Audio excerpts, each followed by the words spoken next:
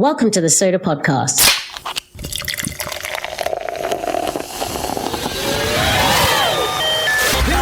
We're talking about the Data Dream Team with JesseAnderson. There's a new approach needed to align how the organization, the team, the people are structured and organized around data. New roles, shifted accountability, breaking silos, and forging new channels of collaboration. The lineup of guests is fantastic. We're excited for everyone to listen, learn, and like.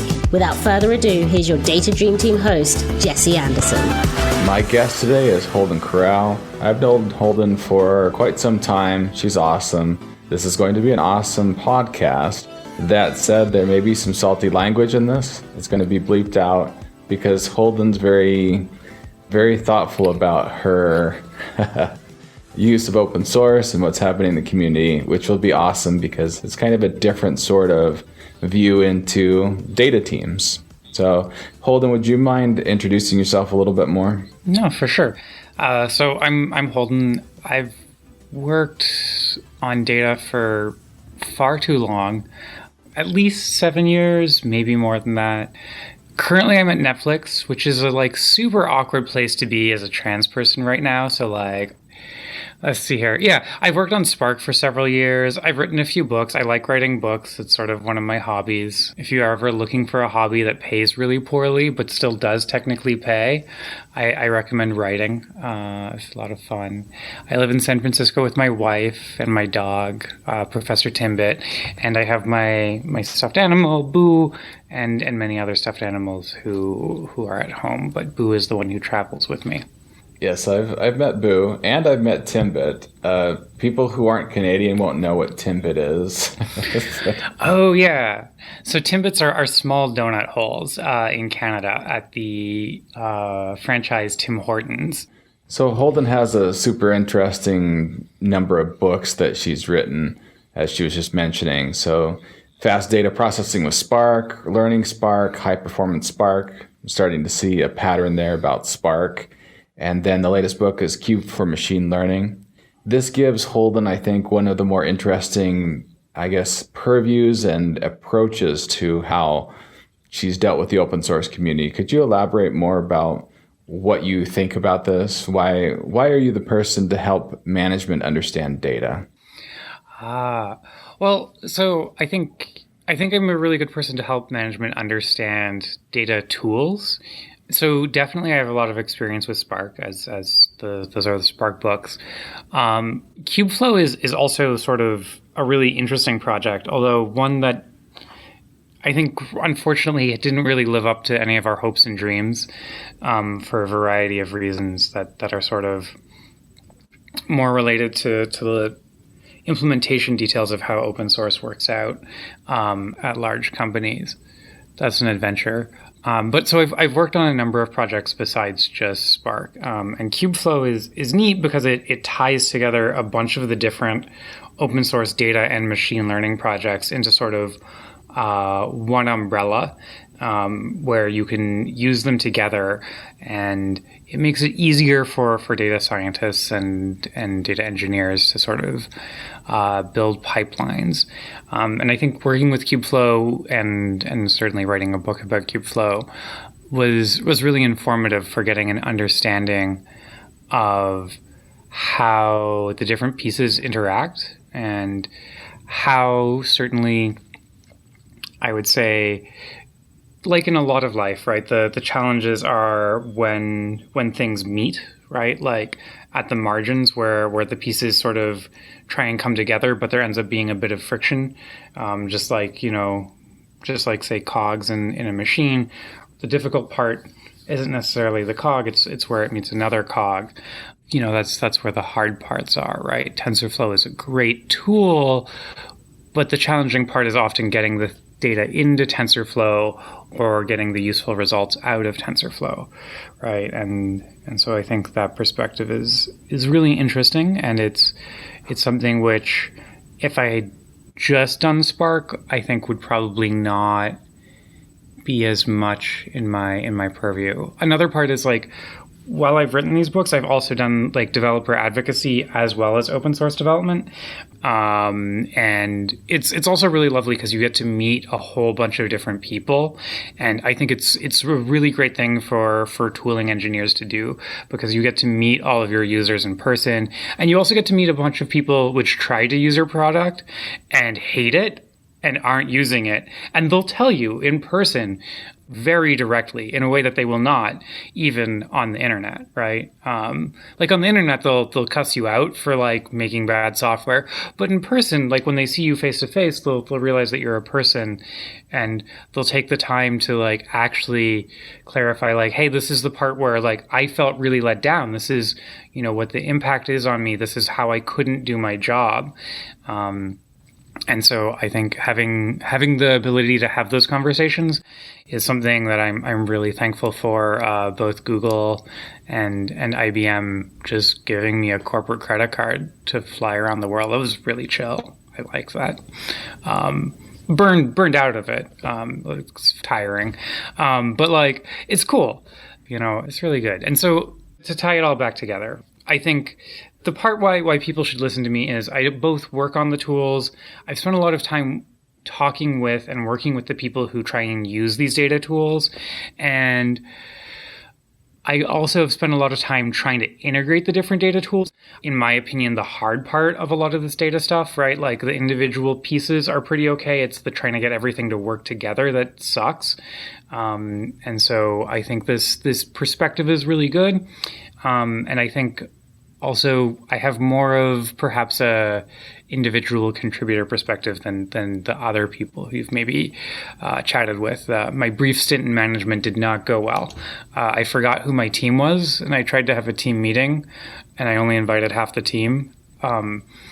IC for life. IC is individual contributor for those not in the know. Oh yeah, sorry. I've spent too much time in the Bay Area. Yeah, no, that was awkward. The part of the team that I invited showed up and was like, hey, where's the rest of the team? And I was like, yes, there is more of you. Could you go get them, please? I was doing a MapReduce task and I was distributing you out. So doing half now and half later. That's how you can save that. I mean, honestly, like after that meeting, I went back to my boss and I was like, hey, this isn't going to work. You need to find like a real manager. I did not remember who was on my team, let alone what they were doing. This isn't going to fly. Thankfully, like very understanding. He was like, yeah, it's okay. You go back to being an IC. Being an IC, an individual contributor, and how there's been this rise of engineers, more specifically data engineers. You and I have seen this rise. You and I have evangelized this rise. So what insights can you give your peers who are either trying to transition from software engineering or those trying to just start off in data engineering? I love that question. It's really awesome. And there's a few different things that I want to touch on here. The first one is actually just going to be something that's going to help me and the community and less of like helping the individual. But then I'll definitely get to some advice for the individual. But this request is for all of the people who are new to being data engineers, regardless of what your background is. And I know that this is going to be super scary. Call us out when we're doing creative things that don't make sense, right? I believe there's so many different colloquial expressions for this, but essentially we do a lot of really stupid and it looks normal to us because we've done it for so long, right, Jesse? Like there are so many things that we do where it's just like, oh yeah, I mean, this is kind of weird, but you do it for like 3 years and you're just like, oh, it's normal. Of course everyone would know the distribution of the keys of their data. Like, who wouldn't? And then like it takes someone coming from like a SQL analytics background to be like, why the do I have to know the distribution of the keys in this table? That's like stupid, right? And then it's just like, I want those people to come and I want them to ask these questions because that's how we're going to get better, right? Because otherwise we're just going to keep making slightly better versions of things, which, it's cool. But I think the newcomers are the people who have the chance to really cause us to reevaluate some of our core assumptions. And I'm really excited that you're going to join us. And I'm really excited for you to ask us really tough questions. And I know it's going to be really scary and hard, so you don't have to ask all of the tough questions, but please ask a few. Okay, so regardless of whether or not you're actually going to do that, that's fine. There's a whole bunch of different things that I think can really help you get up to speed. There's some things that I like to keep in mind when I'm picking sort of what I'm going to work with. The first one is this concept of community over code. And this is something that I'm stealing from the Apache Software Foundation, who probably stole it from someone else. But essentially, tools are important, software is important, but at the end of the day, if there's an amazing tool, but everyone that works on it is an you know what? I'm okay having 10% less efficiency to work with people who are nice, because at the end of the day, the people who are nice are going to do better than the people who are and they'll catch up eventually, right? If you work with the nice people, you will probably advance much faster, right? Like, I think most do much better when we're working around people who are encouraging us to be our best than we're dealing with people who are telling us that we're not good enough, right? And certainly there are times when I have not followed this, and I regret those decisions in my life. But I would encourage you to, in addition to looking at the performance of the tools, look at the community that's built around them and pick a community that you feel is welcoming to you. Now, I love open source, right? And I think open source is amazing. And part of this is because I think a really great way to get better at something is to be involved in the making of the thing that is the level below what you're doing. So if you are a data engineer, right, and you want to become a better data engineer, or you're switching from software engineering to data engineering, and you don't really understand what's going on in data engineering, I think a great thing that you can do is get code reviews in open source to the tools that you're going to be using. And I think this is really great. And I think that you bring a lot of value to those code reviews. First, by asking the questions, which they're like, hey, why are we doing this? But then also just honestly, the data engineering world, we're kind of lazy when it comes to tests. And we really shouldn't be. That's bitten us so many times. And I think software engineers are more likely to call us out on some of those times when we're lazy. So please come and call us out in those code reviews. But also just in doing that, you're going to meet the people who are building the tools that you're using. You're going to understand how they're built. You're going to see how the different pieces interact. And of course, you can do this by writing code in the tools that you're using as well. But I think code reviews give you the opportunity to see so much more of it than you would see if you were just picking up small starter tasks, right? Because starter tasks tend to be really narrow and very, very focused. But code reviews can give you this broad view really quickly. Another thing that I think is important to keep in mind, there's a whole bunch of tools, and just because someone is using some tools, right, doesn't mean that they are the right tools for you. I think it's really important to take the time to evaluate what it is that you are building, or what it is that you want to build, and what scale you're operating at, and what scale you reasonably expect to be operating at, and pick something that matches that scale, right? I remember meeting with people who had data that could fit on an old style floppy disk that wanted to use Spark. And no. If you can load it in Excel, you probably don't need a distributed processing engine. You can run linear regression on your phone for that data set. And so I think that's something that's important to think about. Of course, I'm not saying if what you want to do is you want to learn Spark and you want your employer to pay for you to learn Spark, hell's yeah. Party on. That's cool. I think there's this really great saying from many, many years ago about the importance of keeping the fun in software. And I think that's true. It's sometimes we're not going to be the most optimal people because we want to learn something and do something new. And I'm not saying you have to stick to the tools It's totally cool to pick a project because you just want to learn it. But do it with that intention, right? Be intentional about what you're doing. If you pick something suboptimal just for the sake of learning, be honest with yourself. You don't have to be honest with your boss. I don't care. I'm not in management. Party on. So thinking about those teams and You kind of alluded to making sure that they've chosen the right things for the right reasons. How would you recommend teams be organized to get the most value from their data? So I love that. I think it's really important to have the right team organization to get the most value from data. And I think that the times when I've seen us really be able to deliver great insights all the way through to like actually productionizing them is the time when we have integrated teams. And this is because the data scientists need really great exploratory tools for data, but they also have to be tools which are able to be productionized in the long run, right? And they have to be structured in such a way that data engineers are going to be able to understand what the hell the data scientists were doing. It's really easy for someone to go off and, do a whole bunch of really cool on their laptop and just not have enough information for the data engineers to be able to productionize it. And it's also really easy when the data engineers are off in their own like little separate world for the data to be too difficult to get access to, for the exploratory tools to just not be there. And I think having data engineers and data scientists work together is really key to delivering successful data products.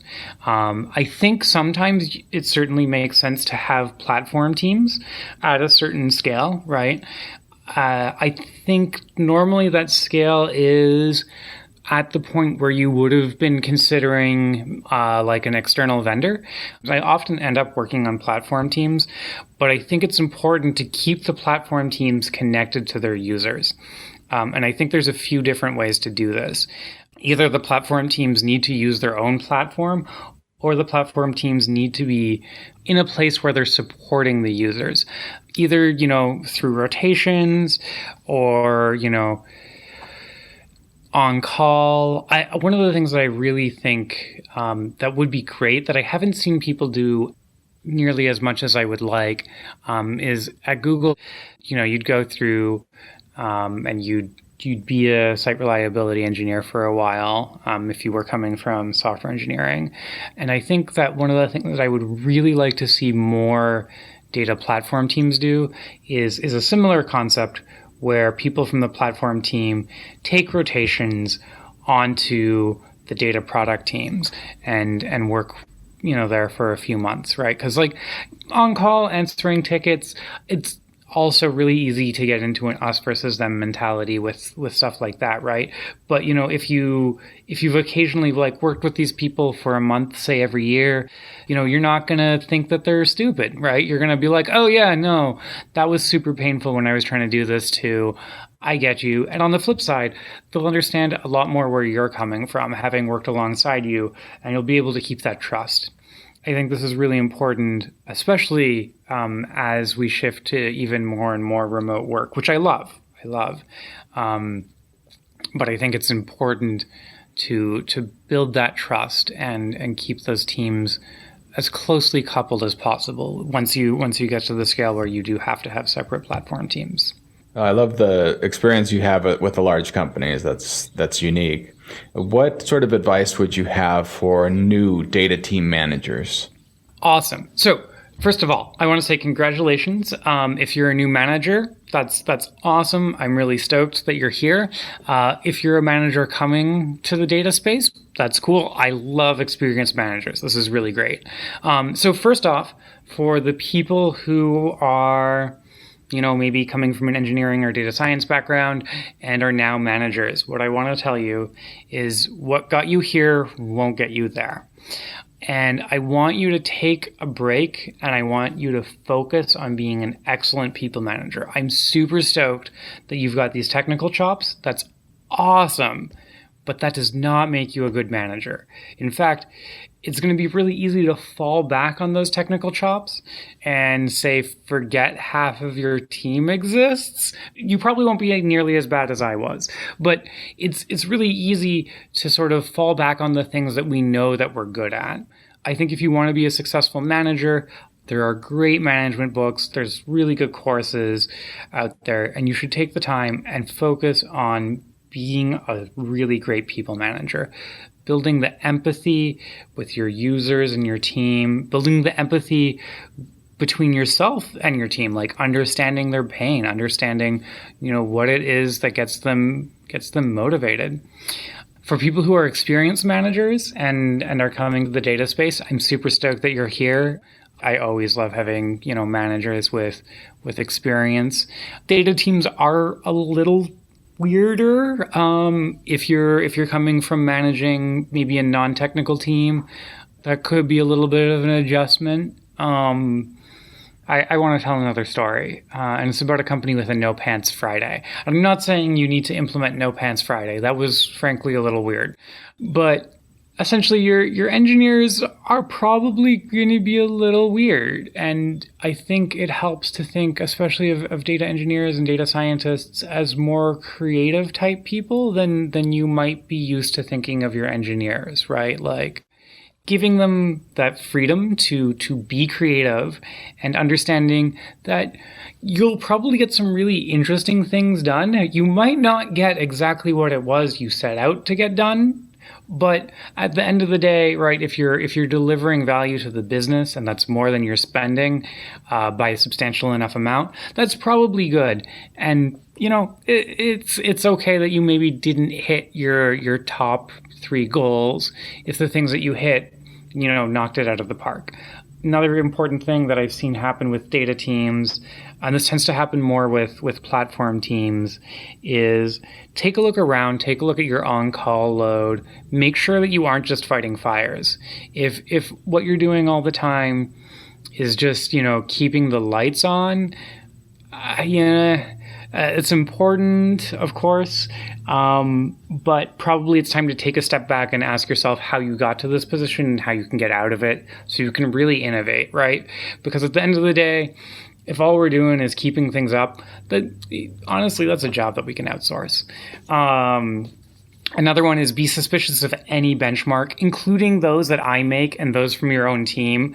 It's not that, people making benchmarks are trying to lie to you. It's just benchmarks give you a very narrow worldview by the nature. And so you might get really excited about a project based on a benchmark and find out it doesn't work out. I think incremental projects, when you're going for performance improvements, are often a much better way than huge investments.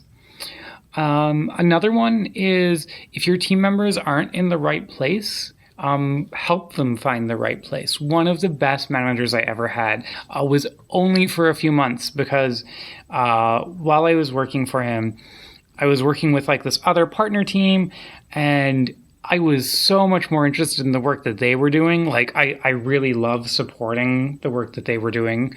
And he noticed this and he was like, hey, you seem really interested in working with this other team.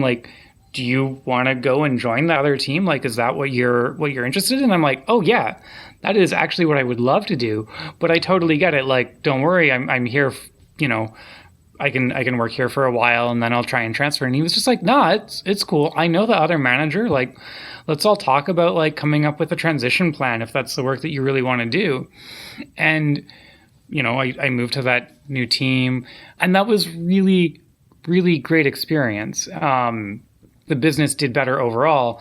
And I think both of those teams did better because when you have that, you have, someone who has the background of your team on another team, and they will be able to bring that understanding of what it is you've been doing to the people who are working with you. And the alternative, of course, is frankly, if we look around in the job market these days, if someone's kind of bored, they're probably not going to stay at your company. They're just going to go somewhere else, right?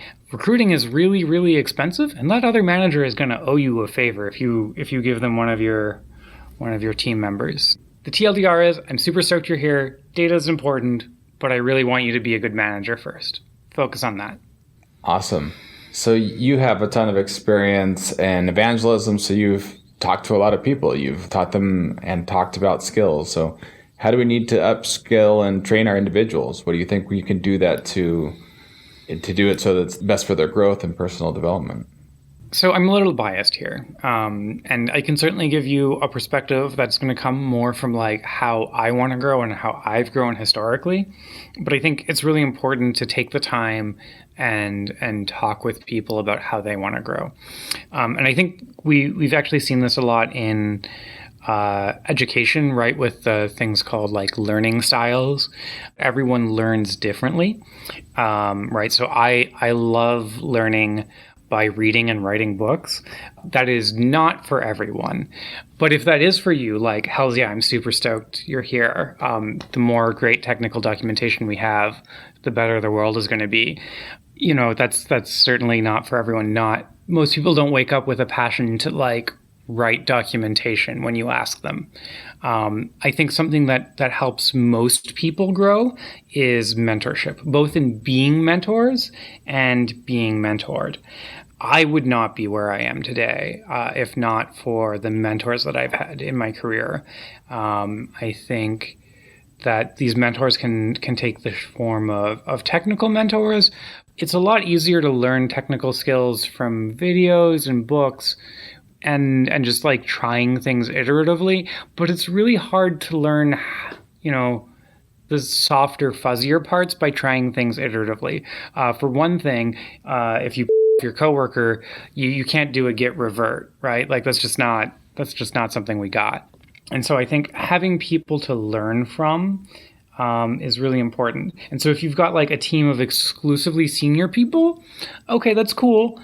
I think definitely maybe see if some of them want to mentor some junior people, and for the love of God, hire some junior people, and your senior people will be happier. And then as they leave, because that's just going to be what happens, you'll have new senior people to replace them in the form of the junior people who you've mentored. On the flip side, if you've got a whole bunch of really great junior people, that's awesome. Those are some really great teams, but it's probably worth it to try and invest in getting at least one senior person. And if you can't like get a senior person to join the team permanently, try and get a consultant or someone to come in who can help people grow in an area that they're interested in. And of course, I'm biased. I always think code reviews are a good way to grow. And I think this refers to both open source code reviews and code reviews inside of your company. And I think one of the things that I really appreciated about my time at Google the first time when I was a software engineer was just how different the code review mentality was from when I'd been in a startup. Like, it was totally okay to take a day to review someone else's code because I didn't understand what the hell they were doing, right? And I took that time to go through and understand all of the different things that person was touching and then ask clarifying questions to them. And like at the end of the day, like that code was better. I knew more about the systems that we were doing. And the person who wrote it, like they were actually like, oh yeah, I did this because that used to be the way it is, but that's a good point. Like Bigtable doesn't actually behave in that way anymore. We can change this thing here. I see a lot of smaller companies, code reviews don't get the same, like there's a lot of like LGTM or approved. Those can be nice from time to time, but I think making a culture of review and having that feedback of code reviews, it's not just engineers who need code reviews. Looking at someone else's data science code is pretty important and a great way to learn. Since you have such a wide-ranging experience at these big companies, the big brand names, the marquee names, Apple, Google, IBM, you know that there's this fixation in the industry about what does Apple do? We should just copy that. So what do you think about that now that you've been on both sides of the equation? Oh God, please. For the love of your operations team, for the love of your budget, for the love of just like good engineering practices, do not copy what Google is doing just because they're doing it. Like, I love Bigtable. Don't get me wrong. It is an amazing tool. And it is the wrong solution for almost everyone besides Google, right? I think there's some great practices worth copying. And like code reviews, and there's certainly some cultural elements that I want to copy from my different employers that I try and remember and bring with me. But frankly, you are probably not at the scale of Google data-wise, right? And if you are, that's cool.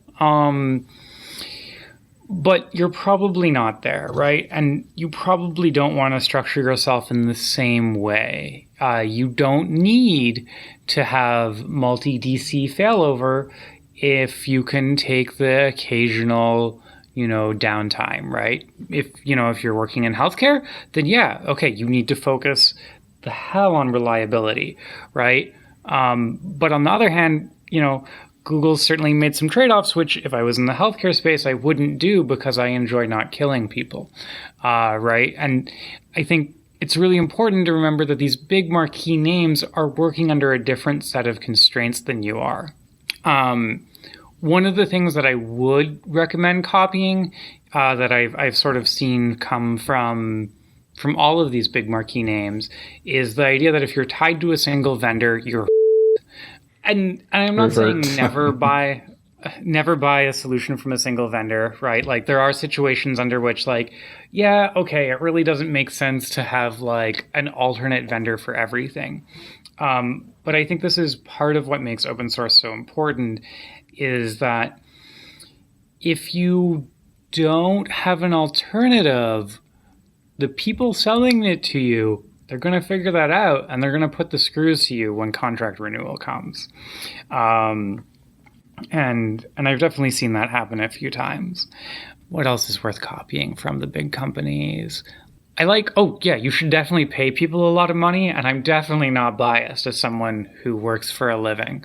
But in all seriousness, if you want top talent, you really do need to take a look at what the compensation is that's happening out there, and you'll probably have to actually copy it. And I know it's going to kind of suck for your bottom line, but pay them pretty well, because otherwise they're just going to go to the big companies once they have the visible attributes that the large companies are looking for. But yeah, don't run Bigtable. Don't just use distributed data tools for the sake of using distributed data tools. And I'm saying this to you as someone who works primarily on distributed data tools, right? Like when the Ford salesperson says, consider not buying a Ford, you should probably listen to them. I'm not saying never do it. If you look at it and you're yeah, if I run this on a single machine, it's going to take all day. And if I run it in a distributed environment, I can get this done in under an hour and my data team can iterate, then yes, make that decision. Use a distributed tool, but make these decisions for the right reason, not just because they're what Google did. So kind of continuing on with that thought about machine learning and distributed systems, what do you think that importance of machine learning is there? So are we talking about machine learning on big data, sort of the meta machine learning on our machine learning? Because I think that's really cool. Or are we just talking about the importance of machine learning for businesses in general? It'd be management-friendly, pointy-haired boss. Hey, pointy-haired boss, why should we be thinking about machine learning? Machine learning is really interesting because we can use it to sort of productionize some of the elements of what a data scientist might be doing, right? If we think about it, building things like fraud models are a great example of machine learning, right? And you can use this to augment the work that is being done by people, right? If people are making decisions with data, I think a really good thing to do is to build machine learning tools to complement them. I think human-in-the-loop machine learning tools are really great, and they're really important. You can help your teams, which are probably, frankly, at this point, pretty overworked, right? If you're looking at a part of your business where there's a bottleneck, I think that's a great place to look and think hey, could I build an ML tool to help them, right? They're probably doing something with data. Realistically, that's most of what we do these days. If it's making a pricing estimate, if it's, figuring out if a customer is worth, investing time into you, if it's prospecting, right? All of these things can be supported by machine learning. And so I think maybe a little bit different. I don't think about machine learning as sort of replacing the people that you've got in your organization, but I think about it as a way to help them be better and faster at their job. If you do it right, it's like switching from doing things by hand to doing things with a tool, right? And that's a super big change. A really important thing is to have the people whose job you're intending to make go faster involved in this process, right? Because there's so much domain expertise up in their heads that just isn't going to be represented even in the data of the historic decisions, right? Like if you ask them why they made a decision, they might tell you that, hey, like I looked at this, but then I went over here and I looked at this other thing, and that like going over there and looking at the other thing, that's not something that your machine learning model is going to immediately be able to figure out. By knowing that there's these different features that this person is combining, or these different data sources, your data scientists are going to be able to build much better models because they're going to be able to encode a lot of the different parts of these people's work and help them make their decisions quickly. So you've written a lot of books. How would you choose what you're going to write about? I know this is kind of like choosing your favorite furry, but can you choose? I think there's a few different things that I like writing about more.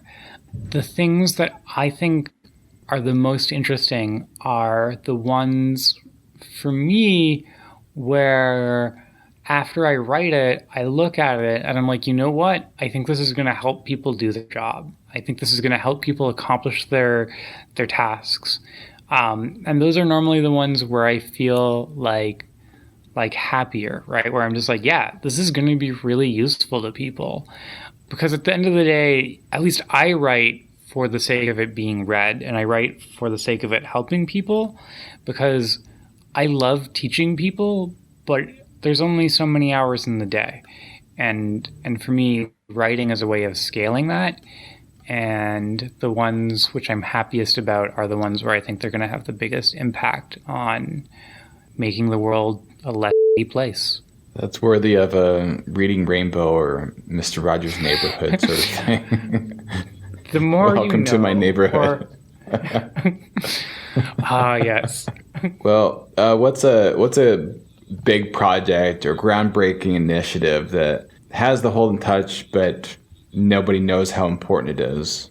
I would jump back to my early career at Amazon, because honestly, since then, most of my work I've been pretty good at least being able to tell people about, because I think that's a skill that I've picked up later in my life. Early in my time at Amazon, we built this tool to recommend categories for search terms. And it's, I'm assuming the code itself is long since dead, but the concept is still around and you can still see it on the website. To me, the part that made that really cool was, okay. Let me back up. When I think of the Holden touch, it's not like necessarily a good thing. Yeah, it's for Canadians out there. I think of the Red Green Show. I guess also parts of America with PBS. For our European and broader audience friends, I don't know if duct tape has the same connotation, but essentially there's a bunch of distinct things, and we're going to put them together, and we're going to make work, and it's going to be awesome, but it might fall apart while we're writing it. And I think a lot of the things that I build are like that, and eventually, I make them better.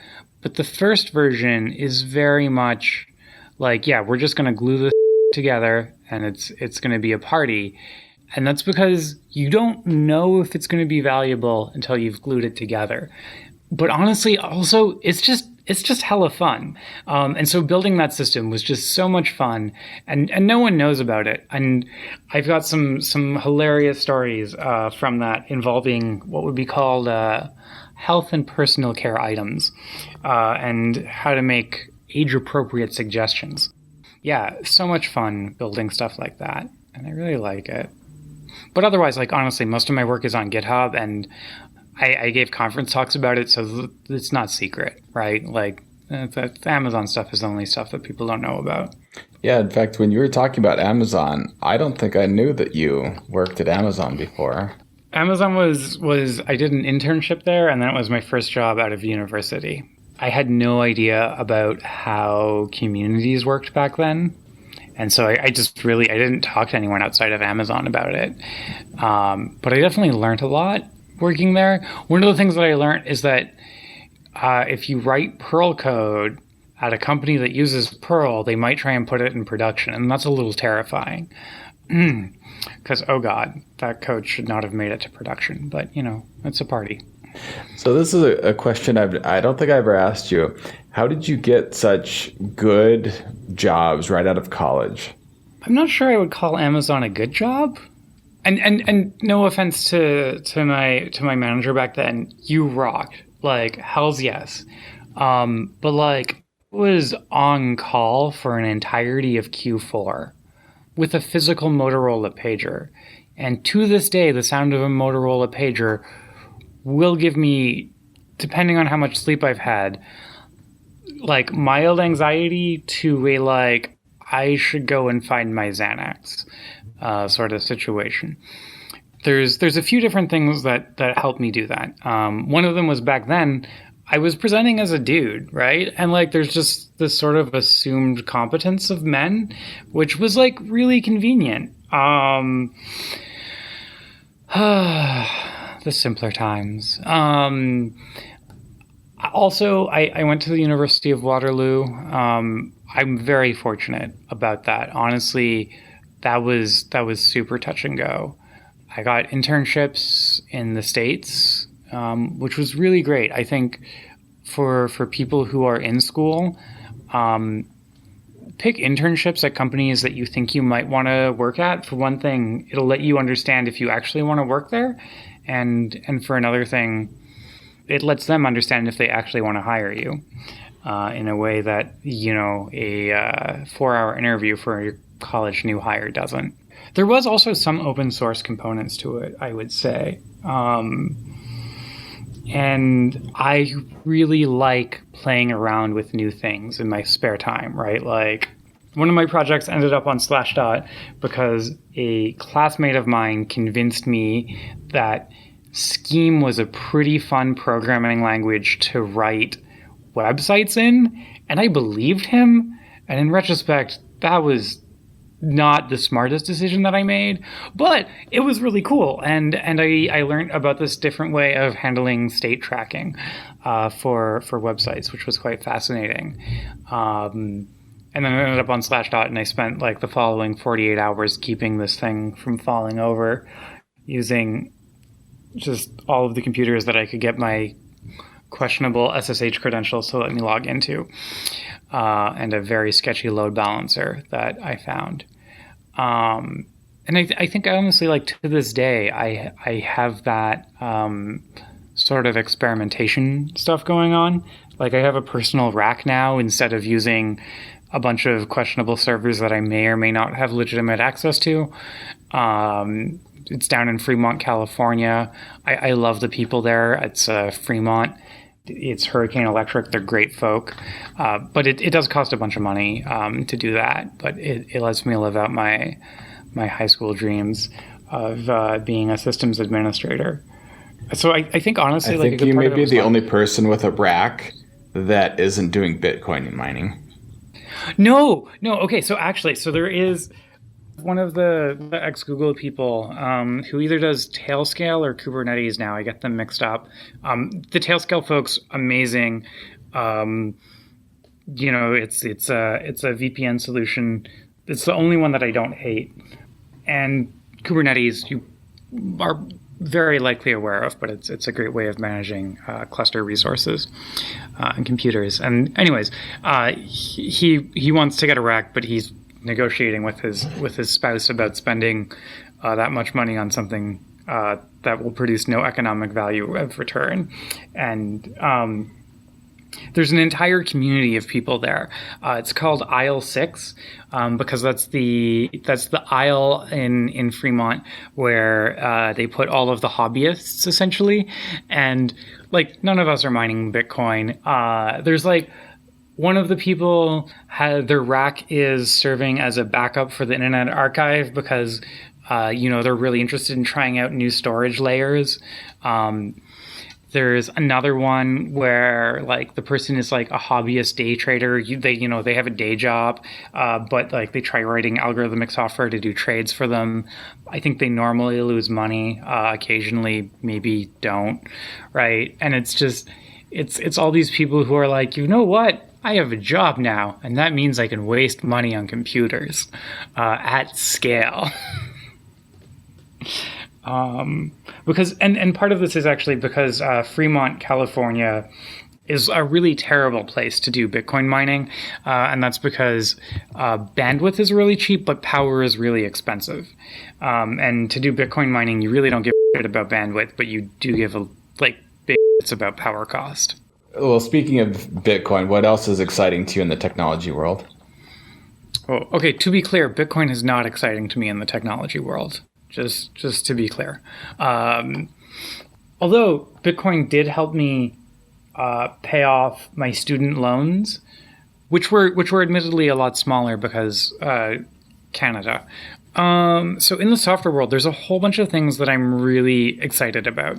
One of the things that I'm excited about is to see the batch scheduling evolution inside of Kubernetes. And this is like super esoteric. And so like, if you're just like, what are you talking about, Holden? So essentially a lot of big data stuff has been run on top of a system called Yarn. Because of how Yarn is structured, it makes it difficult for data scientists to try out different tools in a way where they're not going to step on each other's toes, right? And as I was talking about, one of the things that I think is super important is making it easy for data scientists to do different kinds of experiments. And I think running our stuff on Kubernetes makes it easier for data scientists to run these experiments, but also do it in such a way that I can take their work and I can productionize it. And part of the challenge with productionizing that work right now is that in Kubernetes, scheduling huge numbers of batch containers, which is when you want to turn something into like a repeatable, fast job, is not ideal. And there's a bunch of different technical reasons why this is the case. But what I'm excited about is that there's a few different approaches being taken to try and solve this. And some of them are finally starting to talk to each other. Not a lot, but a little bit. I suspect we'll probably end up with the situation where it's like we have two competing standards. You know, what we really need is we need a standard that unifies them, and then we'll end up with three competing standards. But I think at the end of the day, like, we will get something fun in this space, and I think it'll really unlock some really cool potential there. So I'm pretty excited about that. I'm also really excited about Dask and Ray for similar reasons. I've worked on Spark for so long that I'm just used to seeing Java stack traces show up when I write Python code. And so I'm almost blind to them now, but every time I'm interacting with my users, I'm reminded that, oh dear God, this stuff is impossible to debug for people who just haven't spent the past 7 years working on this. And I'm excited about the new tools coming in this space that might make it possible so that we don't have to depend on the JVM as much. What do you never compromise on? Yeah, this is a rough question.